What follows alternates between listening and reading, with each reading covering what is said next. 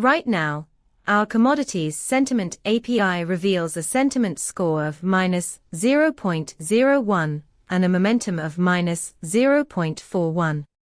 What's striking here is the momentum drop. It's at its most negative point in the last few weeks. This indicates a significant shift in sentiment that could affect your trading strategies.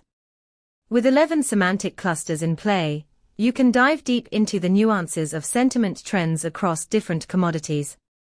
This means you have the power to uncover insights that go beyond surface-level data. Imagine integrating this API into your trading model to adjust your positions based on real-time sentiment changes. By acting on these insights, you can stay ahead of the curve. For more details, visit pulsebit.lojenterprise.com/docs. Let's leverage this data to make more informed decisions together.